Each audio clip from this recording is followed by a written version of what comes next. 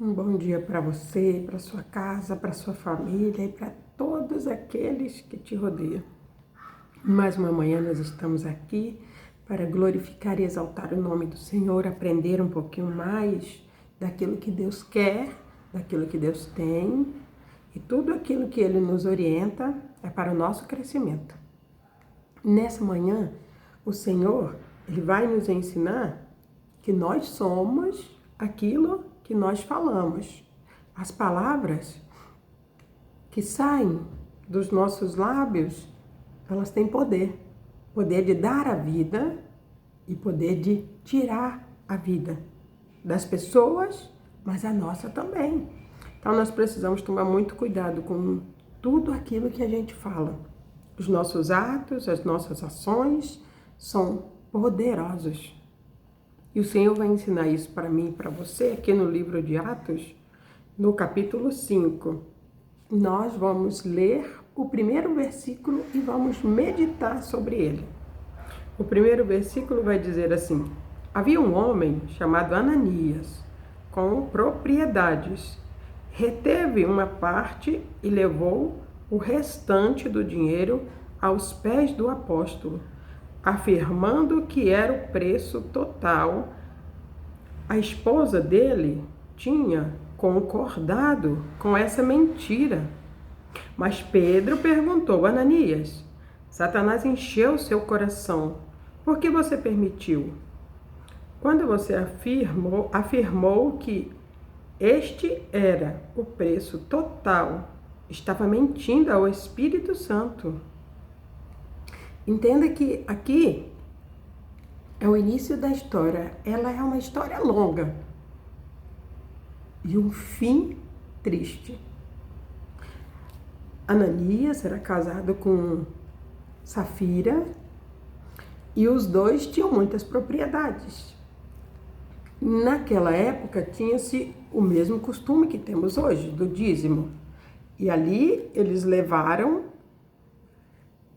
o dízimo até Pedro, que era o apóstolo, naquele momento. O fato aqui, que Deus quer chamar a minha atenção e a sua, é que ele poderia entregar o valor que ele quisesse. Mas ele combinou com a esposa dele que eles iriam entregar um valor X, dizendo que aquele valor X era o valor total da propriedade. Mas aquilo era mentira. Porque se você continuar lendo a história, você vai observar que ele senta-se com a esposa e diz para ela: vamos entregar X e vamos dizer que nós estamos entregando Y. Vamos dizer que nós entregamos o valor total da venda do nosso terreno.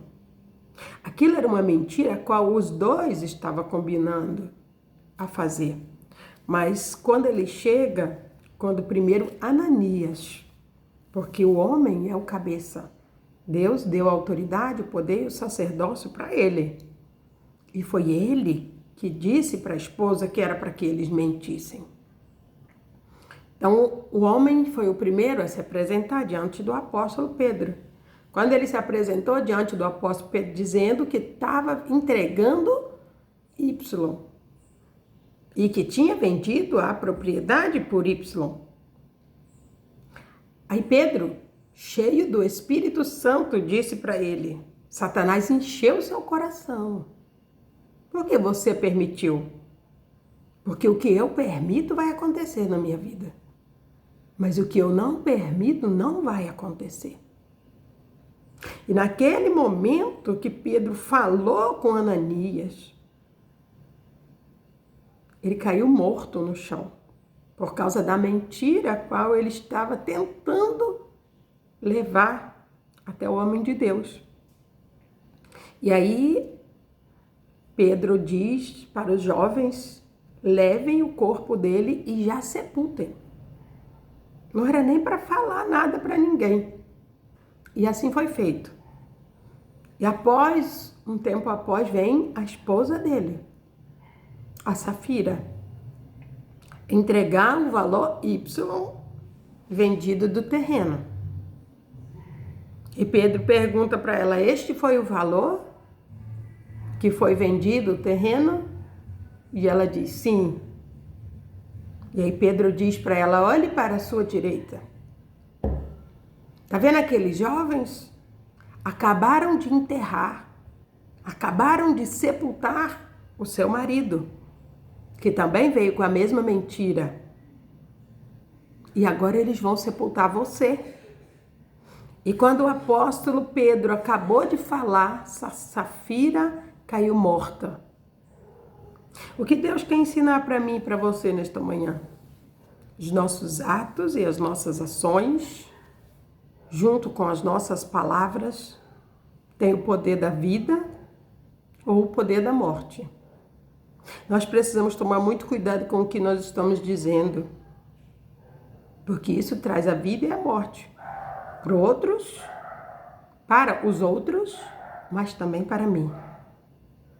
Aqui, quando você vai fazer a leitura, o apóstolo deixa bem claro, não tem nada a ver com dinheiro. O problema é a mentira. Ele deixou bem claro. Ananias, Satanás encheu seu coração de mentira. Por que você deixou? O que entra no meu coração é porque eu abri ele. É porque eu deixei. Não adianta eu colocar a culpa em outros. Ele mesmo se condenou. A Bíblia diz: quem fala a verdade é filho de Deus. Quem mente é filho do diabo.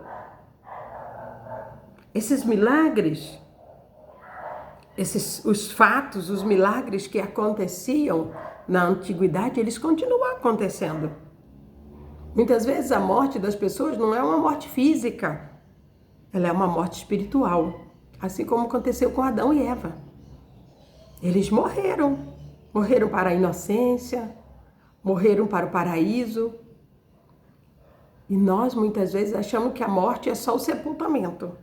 Mas o Senhor, nesta manhã, Ele quer mostrar para mim e para você que a morte não é só o sepultamento da carne. Às vezes a carne está em pé, mas já está morta. E a Bíblia deixa isso bem claro. Tem muitos que têm olho, mas não vê, tem boca, mas não fala, tem nariz, mas não sente o cheiro. São estátuas. A Bíblia diz que são estátuas. Tem muita gente vivendo de estátua. Ela só quer demonstrar algo que não é. Só quer aparecer, fingir que é ou que não é. Mas a gente pode fingir para as pessoas. Mas para o espírito não tem como fugir. O espírito não tem como mentir. O espírito não tem como enganar. De acordo com os seus atos, de acordo com as suas atitudes, você vai mostrar qual que é o espírito que está dentro de você. Se for o Espírito Santo, sai verdade da sua boca, sai verdade dos seus atos. Safira teve a oportunidade de se arrepender. Ela tinha a oportunidade, ela estava sozinha. Ela já tinha combinado com o marido a mentira. Mas se o Espírito que está nela fosse o Santo, ela tinha dito: olha, meu marido vendeu por X, mas ele disse que nós íamos entregar Y. Ah, eu estou traindo meu marido. Traia seu marido, mas não traia Deus. Porque seu marido não pode te levar para o céu e nem para o inferno. Ele não pode te dar uma condenação eterna, mas Deus pode. Então, se for para temer, tema ao Senhor, de todo o seu coração. Faça o que Ele está te falando. E não o que as pessoas estão dizendo: não, mas porque o meu marido, seu marido é homem, como todos os outros, propício a errar e a falhar. Olha isso aí. Olha o que ele fez. Além de morrer, matou a mulher. Mas ela teve o momento de se arrepender. Ela não se arrependeu. Ela disse exatamente o que o esposo tinha dito para ela fazer. Pode ser que ela pensou que estava fazendo o que era certo, mas ela entendeu que o certo é obedecer a palavra de Deus. E os mandamentos, ele deixa bem claro que nós não devemos dizer mentiras. Porque a mentira nos torna filhos do diabo. Então, confia no Senhor, creia no Senhor, mas não tome decisões sem orar. Não tome decisões, não compactualize daquilo que o inimigo está tentando fazer, porque você é um grande instrumento na mão de Deus, assim como todos os outros.